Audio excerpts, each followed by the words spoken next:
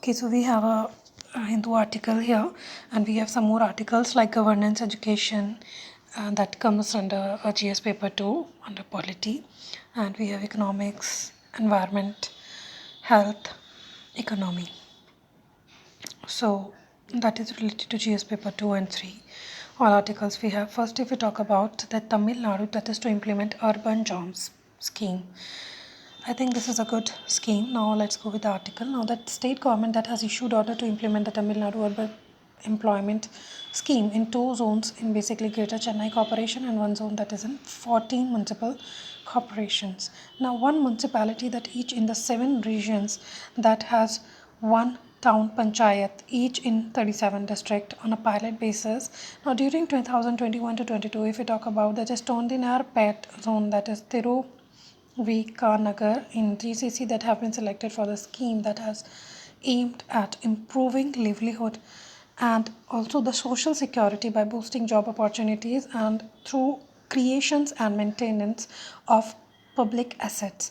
Now zone 1 that is Madurai, Coimbatore East Zone, K Abhishekpuram in Tiruchi Zone 1, Vellore Zone 3 that is Tripura, Amapatti zone in Salem, Dengai, that is Aditya Nuthu area, zone 4, and there are many zones that they're talking about here among municipalities also. So if we talk about the context here, that the state government that has issued order to implement the Tamil Nadu urban employment scheme, basically two zones. So there are 14 multiple corporation zones and also one municipality is in each region, one town panchayat each in 37 districts on a pilot basis. Now if we talk about the detail, that is scheme that has aimed at improving livelihood and social security by boosting job opportunities and also through the creation and maintenance of public assets. Here need is that unlike other states, the urban population in Tamil Nadu is growing fast and also it would reach 60% of the total population by 2036. So the total 4 crore people are now living in urban areas, accounting to 53% of the total population, but many of them had lost their jobs due to COVID-19 pandemic. So implementation and key features is that under the scheme, workers will be used for the activities such as desilting of water bodies and maintenance of public parks and other places. We have another topic that is 100 new Sainik schools that will be admit student from 2022 to 23. Here, 5,000 students that were expected to be admitted in 6th class, that is said by the government. So, if we directly jump into the conclusion here, that is the 100 new Sainik schools that has to be set up by the public-private partnership will function in an exclusively vertical, distinct from the existing schools under the Defence Ministry, and admission that are targeted for the academic year 2022 to 23. Now, according to the senior ministry official, detail here is that beginning from the academic year 2022 to 23, approximately 5,000 students that were expected to receive admission in class 6 and there are 100 such affiliated schools. So it has first phase, now 100 schools that were supposed to be drawn from the state, NGOs and private partners. Now there are cabinet that has approved the proposal for launching 100 schools that is to be affiliated with the Sainik School Society. So the existing 33 Sainik schools that had an admission capacity of approximately 3,000 students in class 6. So the scheme that envisages to provide an annual fee support of 50% to an upper limit of 40,000 rupees per annum. So that is for 50% of the class strength. Now subject to an upper limit of 50 students per year from class 6 to 12 on a merit come means basis. Here we have fact that the Sainik schools that are a system of schools that was established and managed by the Sainik School Society. It comes under the Ministry of Defence and it has an establishment of Sainik schools that was led by V.K. Krishna Menon in 1961, who was the then Defence Minister of India. So why Sainik schools were established? Sainik schools were established in order to rectify regional and class imbalance amongst officer cadre of Indian military. Now schools were open to prepare students mentally and physically to enter into National Defence Academy and Indian Naval Academy. So it is who run the school? Basically, Ministry of Defense, as we saw earlier, that Ministry of Defense that is running Sainik schools in association with the respective state government. Now, Ministry of Defense that providing funding and servicing officers for the post of the principal, while state government that provide land, infrastructure, and teaching and administrative employees. So, curriculum of this Sainik school is that Sainik schools follow CBSE plus curriculum by the CBSE curriculum with an additional aim of preparing a student for entry into NDA or INA. Now that we have another topic, that is India trade with China, that is said to exceed $100 billion in 2021. 100 billion is a huge amount. So there is a trade hit by $90 billion after quarter 3, up most 30% from 2019 level. So I think this is an important topic in which we need to read holistically. Now, India trade that with China, this is set to cross 100 billion mark for the first time in 2021, with shipment hitting $90 billion after 3 quarters, and almost 30% jump from pre-pandemic level. Now, data from the China's General Administration from Custom that show the two-way trade jumped 49% in the first 9 months to $19.37 billion. Now, India's imports from China that is surged, it is 51.7% to $68.4 billion, means it has an increase because of the all such necessary things. 51% is a huge percentage that has increased, while India export that has rose also, that is 42.5%. Now that is gone up to $21.9 billion. Now there's a two-way trade, but was substantially higher than the pre-pandemic level, with the bilateral trade up to 29.7%. Now we have compared to the same period in 2019 with India's import up to 21.5% and exports to China that is up to 16.5%. Now, India's biggest export to China are iron ore, cotton, and other raw materials, that is based commodities. India's imports mechanical and electrical machinery in large quantities, while import of the medical supplies that have soared in the past 2 years. Now, the Chinese trade officials that attribute China's overall trade performance to the country's economic recovery as well as stronger global demand. Now, the growth in trade with India was among the fastest for China's major trading partners. Now, while China's total trade that has rose up to 22.7%, that with its biggest trading partners, now ASEAN and EU and US, that has rose 21.1% and 20.5% and 24.9% respectively. So the GAC that said Chinese exports of mechanical and electrical product as well as medicinal materials that grow robustly, medicines and medicinal material exports more than double. Now, India trade with China that's set to exceed $100 billion in 2021. So India's trade with China is set to cross the $100 billion mark for the first time in 2021, with shipment that hitting $19 billion after 3 quarters and almost 30% jump from pre-pandemic levels. So detail, we know that data from the China's General Administration of Customs, it showed two-way trade that has jumped 49% in the first 9 months to $19.37 billion, and now India imports from China that has rose to, there is a surge that is 51.7% to $68.4 billion. Now, while India's export that has rose up 42.5% to $21.9 billion, it is a two-way trade with substantially higher than pre-pandemic level, with bilateral trade up 29.7% compared to the same period in 2019, with India's import up to 21.5% and export to China is up 64.9%. 5%. Now, what are the fact here? That is, India's biggest export to China are iron ore, cotton, and other raw material commodities.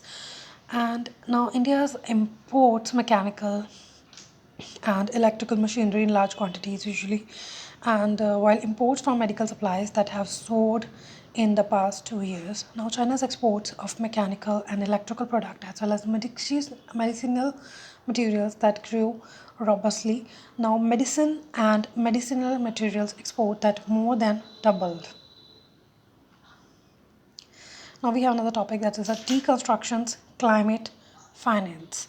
So here developed countries are not close to meeting their targets.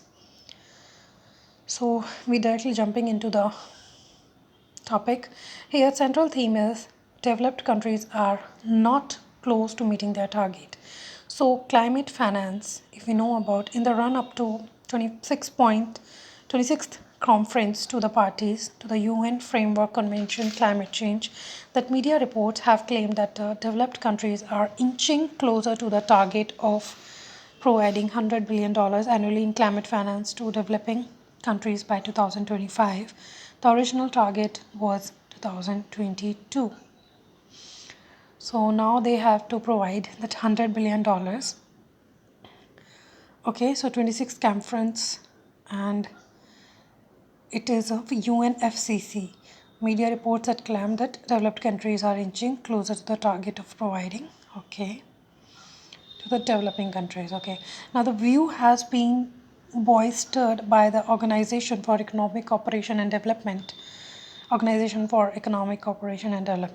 here, which claimed that climate finance provided by developed countries have reached $78.9 billion in 2019. Now, flawed claims. Now, the first, that the OECD, that is Organization of Economic Cooperation and Development, that has figured includes private finance and export credit. Here, developing countries that have insisted that developed countries' climate finance should be from public sources only, and it should be provided as grants or as a concessional loans. However, OECD that report makes it clear that the public finance component amounted to only $62.2 billion in 2018. So with the bilateral funding of about $32.7 billion and $29.2 billion, that is through multilateral institution.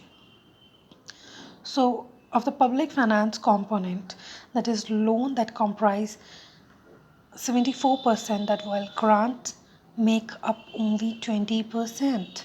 So between 2013 and 2018, the share of the loan has continued to rise, while the share of the grant has decreased.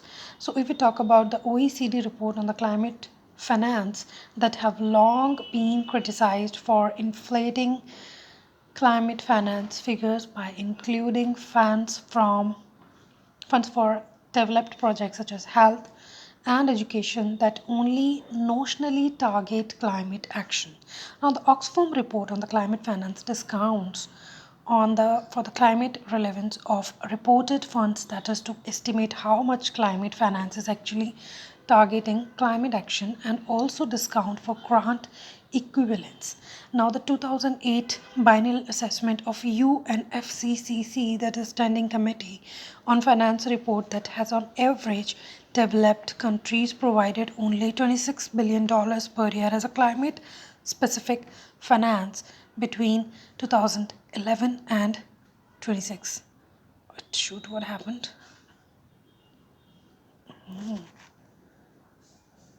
Just a minute.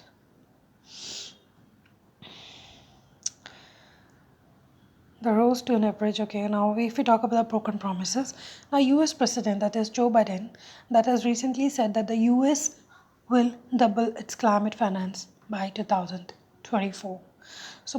But any claim that has a pledge will make the US as a leader in international climate finance is misleading. Now, the US also has a history of broken commitments, having promised $3 billion to the Green Climate Fund under President Barack Obama, but delivered only $1 billion before President Donald Trump withdrew US support from the GFC. So here climate finance that has also remained skewed towards mitigation, and despite the repeated calls for maintaining a balance between the adaptation and mitigation. Now the 2016 that has adaptation gap report of the UN Environment Program that has noted that annual cost of adaptation in developing countries that could range from $140 to $300 billion, and annually it is by 2013 the rise is to $500 billion by 2050. Now it is delivering to the climate finance is fundamental to the trust of the multilateral process. If you talk about it is regrettably while developing countries that will continue to pressure high developed countries to live up to their promises. Now the history of the climate negotiation is not in their favor. We have another topic that is sowing better to eat better. Now the agri-food system that need a transformative change for the better production, nutrition, environment and life. Here if we go to the topic that is a central theme, that is agri-food system that need a transformative change for the better production, nutrition, environment and life. So these are the four components. So agri-food system that is the health of the country's agri-food system that determines the health of its people. Now the finding that from the first round from the 5th National Family Health Survey that suggested that nutrition related indicators that have worsened in the most states. So the survey that covered 17 states and 5 UTs with comprise 54% of the India's population in addition to the finding of the comprehensive National Nutrition Survey that is from 2016 to 18 that have highlighted the role of the micronutrient malnutrition. So a multi-pronged approach that is for India to eat better. Now India must solve better. A structural shift in dietary pattern and nutrition requires a shift in a production. So there is a pathway for nutritional security that consists of improving dietary diversity, kitchen gardens, reducing post-harvest losses. It is making safety net programs more nutrition sensitive, women empowerment, also enforcement of standards and regulations, improving water sanitation and hygiene, nutrition, education and effective use of digital technology. Now we have addressing the complex problem of malnutrition is a colossal task for which we need to look at agri-food system as a whole and adopt a multi-pronged approach. So while the COVID-19 that has exacerbated the nutrition issue, climate change has challenged agriculture production itself. Now the country's agri-food system that has facing new and unprecedented challenge, especially related to economic and ecological sustainability, nutrition and adoption of the new agriculture technology. Now India that has produced sufficient food, feed and fiber to sustain about 18% of the world population as of 2020. Now agriculture that contributes 16.5% to India's GDP and it employs 42.3% of the workforce. Now there is a need that is long-term direction of agri-food system to not only enhance farm income but also that is to ensure better access to safety and nutritious food.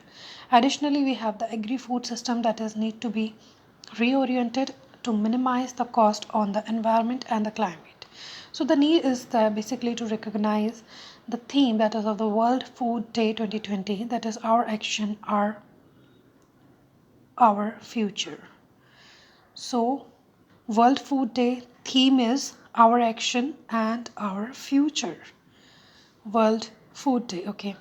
So a better environment and a better life. So if we talk about the context of the World Food Day, that marks the foundation day of FAO, that is Food and Agriculture Organization. That is Food and Agriculture Organization has enjoyed valuable partnership with India since it begins in operation in 1948, means after independence. More recently, FAO, that is Food and Agriculture Organization, that has engaged with an Indian government and for mainstreaming agrobiodiversity, greening agriculture, promoting nutrition, sensitive agriculture, and strengthening national food security. Now, Food and Agriculture Organization that support for the transformation of agri-food system is rooted in agroecology. Now, different combination for integrated crop livestock and forestry fishery system that can help farmers produce a variety of products in the same area at the same time or in rotation.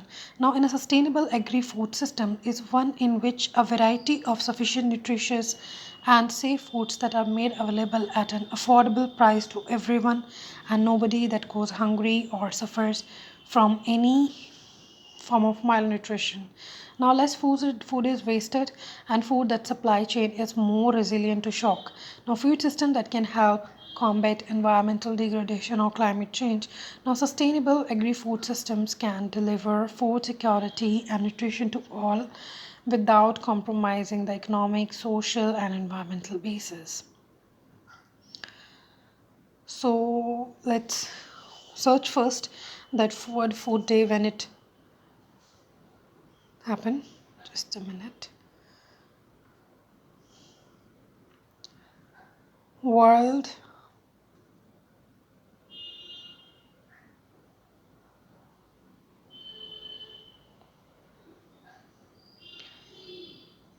Food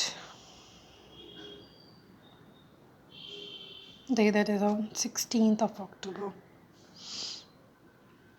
Okay, so we have another topic that is B. Gwilling base. Now the state and sector must cut fuel levies to bring down inflation and also the fuel consumption. So we are just basically going to directly to the topic. So here it is the center and state that must cut fuel levies on to bring down inflation and fuel consumption. Now industrial output and retail inflation context here is India's retail inflation that has cooled off to a 5-month low to 4.35%. Now this is owing to a sharp fall in food price inflation. Now while industrial output growth accelerated given largely by a statistical effect of a low base that is from August 2020 that has recorded a 7.1% contraction. Now, retail inflation that we know, retail inflation is a general rise in the retail price of the goods and services in the economy. Now, retail inflation is measured by the consumer price index, and you know that we basically use this. Now, the consumer price index is measures that examine the weighted average price of a basket of a consumer goods and services such as transportation, food, and medical care. Okay, now the index of the industrial production and the consumer price index that figures release on Tuesday that show industrial output that is rose. We already read this another topic. Now if we talk about the undermined nutritional security, especially among the sizable transportation. Now the gold crisis that is rolling power output is sure to help also ripple across sectors and undermine the price stability unless